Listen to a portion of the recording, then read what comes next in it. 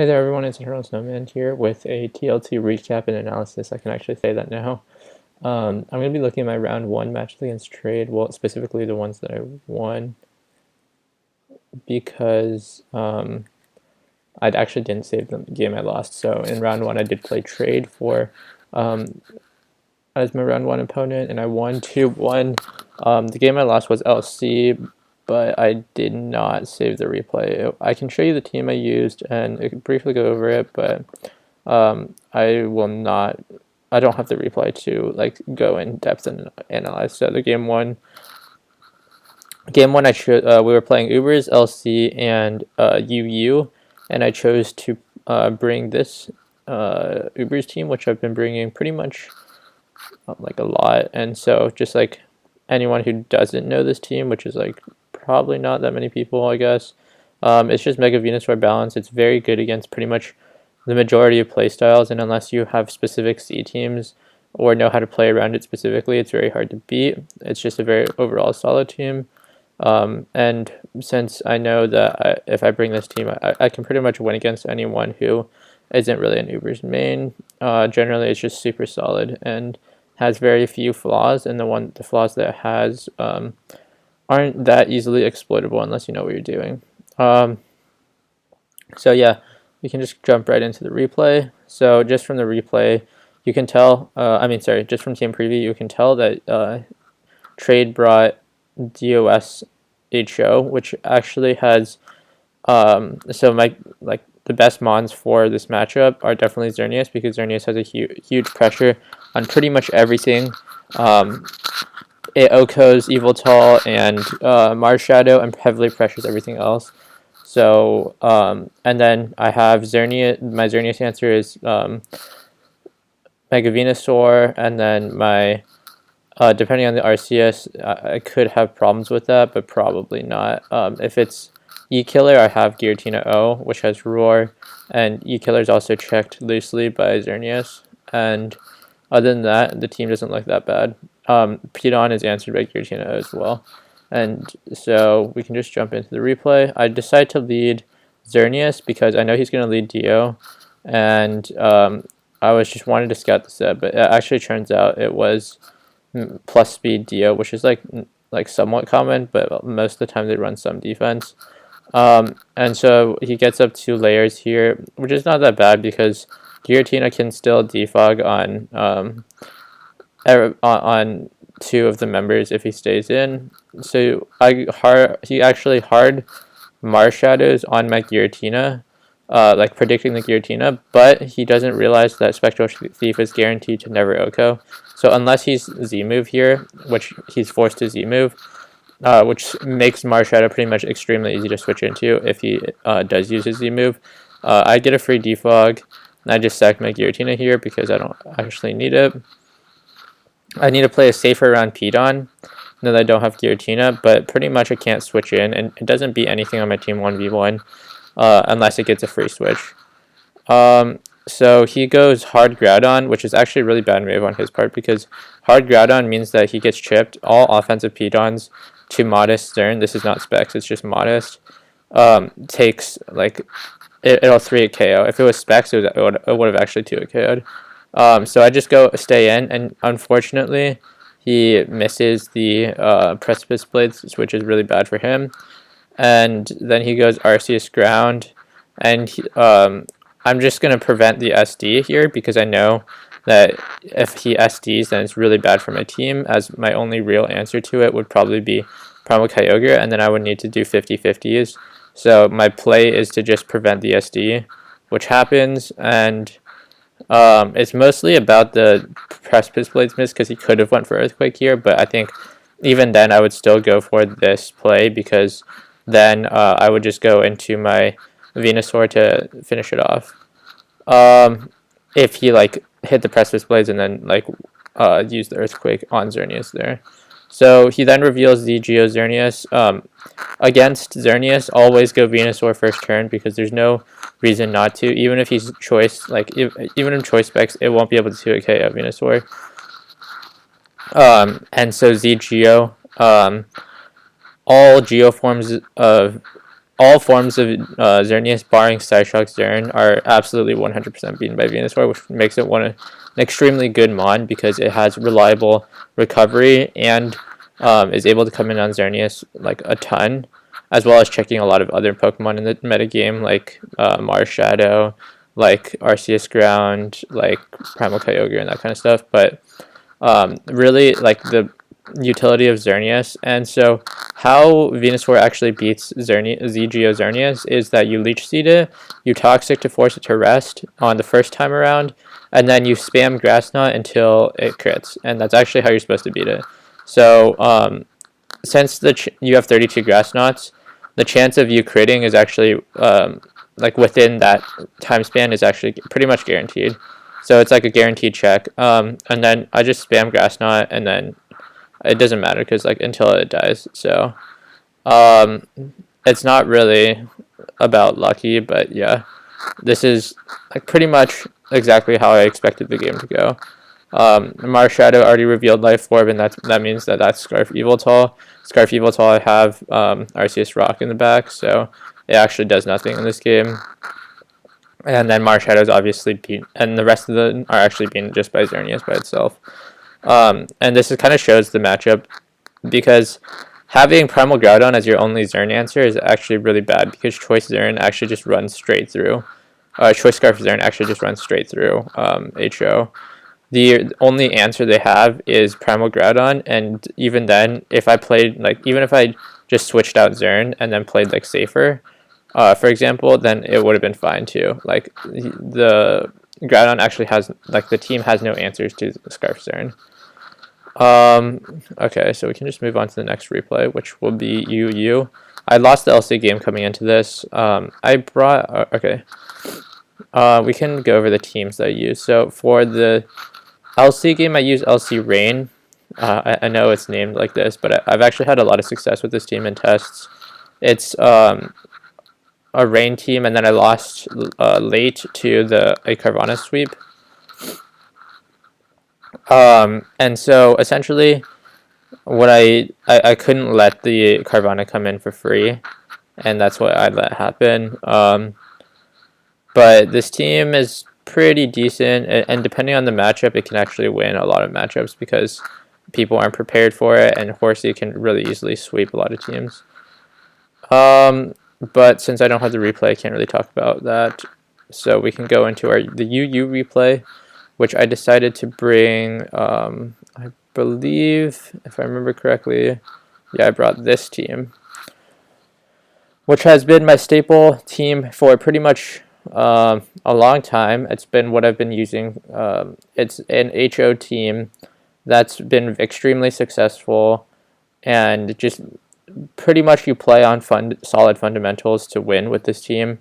You just need to have a little bit of prediction, and it has a lot of offensive pressure, and its defensive checks namely comes from its priority because it has double Prio and Scizor Mamoswine. So the team is really threatened by stuff like opposing Cobalion, because my team doesn't have a real answer to Cobalion. So if it sets up on like Scizor, choice locked Scizor, then it's a problem. But most of my other Pokemon actually have can beat it. So I just need to make sure that Scizor is never choice locked against Cobalion, so it doesn't get free setup. But overall, my team is pretty solid, and I just wanted to bring it because, well, essentially I didn't have that much stuff prepped for this series, which is I guess kind of my fault, but I just expected, because Trey didn't know that much about the meta, as long as I brought solid teams, I didn't think he was going to prep specifically for me. So going into the replay, wait, let me just switch the sides. So his team is pretty generic balance, and so when I look at it, the main thing is that his team can easily be swept by Sharpedo because I'm Psychic Fangs. So this gets, or Haircuts gets O-Code, pretty sure. If P2 gets weakened, it gets killed. Arrow, same. And Jelly gets O-Code by Crunch, unless it's Colbur, which it actually reveals later that it is. I don't have Waterfall, but Crocodile, if it gets weakened, then Ice Fang will do a lot, and then mainly the only check is Klefki. So he straight up leads with P2. I U-turn expecting him to switch or like to scout HP Fire, and then I switch back into Scizor, and I knock off here, but he actually baits me really hard, and he's actually HP Fire. The crit doesn't matter because he's tech, but it's okay because I just go Primarina, and this is really bad because I essentially have, for one P2, I sacked half of Prim, or like, no, 20%, 30% of Prim's HP, got it paralyzed, and had Latios paralyzed. So I'm already in a really bad position, and lost Scizor. So he Tectonic Rages Prim, so Prim dies. And Prim was like a decent threat because it weakens Klefki to help for the sweep. And then I go Cobalion and I trade for Crocodile because he doesn't really have it. This is like kind of weird because he actually has Jelly, so I don't know why he stayed in there, but I guess he was probably fearing that I would just go Rocks and he didn't want me to get free Rocks. So he goes Heracross, and so I just Z move the Heracross because it's probably Scarf and I don't have a switch into it. But he actually reveals that it's Flame Orb, so I could have gotten Latios, but it's extremely risky because if he predicts that and goes Mega Horn, because like if he was Scarf, then it could have lost me the game right there. So I just Z move to be able to prevent anything from happening because Cobalion actually is not that useful against his team, since Heracross soft walls it, and Heracross being weakened is helpful for Mamoswine. So he predicts my Ice Shard on Mamo and goes Jelly, and I just go Latios because Latios has no drawback. Even if he's Hex, it doesn't do enough to Latios. So I just Thunderbolt, and then I trade Latios actually for Aerodactyl. I don't know if this was a good play. I probably could have went hard Mamo, but Latios also didn't do like a ton in this matchup and the rest of the game because I could have saved it for Jellicent, but Sharpedo already beats Jellicent relatively safely. So I protect on the Heracross to get the speed boost, but he actually predicts that. And then I go hard Mamo. So at this point in the game, I'm in a really, really bad position because I need to win like a number of 50-50s to be able to actually win the game. So anytime I get Mamo free on Klefki is the best situation. That means that Mamo can fire off an EQ for free, and then it'll take something. So he actually decides here, like a lot of people are actually saying here that his play was to go to Jellicent and sack the Jellicent because Jellicent didn't really do that much in this matchup. But his idea was that he could go Jellicent and then after and win the game with Jellicent. But so he goes Jelly, and then I go Sharpedo because he's forced to Scald pretty much. If he doubles here, then I pretty much lose because then if he play roughs, then so at that point it was a 50-50 in which it was between Scald and he doubles into Klefki. If he doubles into Klefki, I lose on Sharpedo hard, but he actually does this, and then I crunch and I get the defense drop, and because of the defense drop, he's scared that I can waterfall to kill.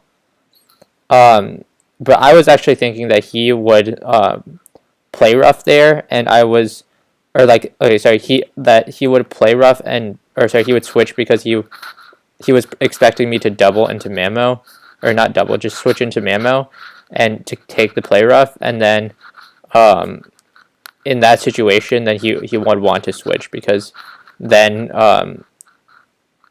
he would go hard Jelly to deal with Mamo. But then I decided that so in that case I would crunch again because I want to hit Jellicent. So I expected that, and I hit Jellicent on the switch, and pretty much won the game off that because then, I don't have Waterfall, so regardless of what happened here, then I just always crunched. And then once I predicted that crunch on Jellicent, the game was over because Then if I click crunch again, then Mamoswine, or like Mamoswine already cleaned from the point where Jellicent got weakened. So in the end, I just won a really, really crucial 50-50, but like actually looking back, I won like quite a few quick 50-50s at the end. So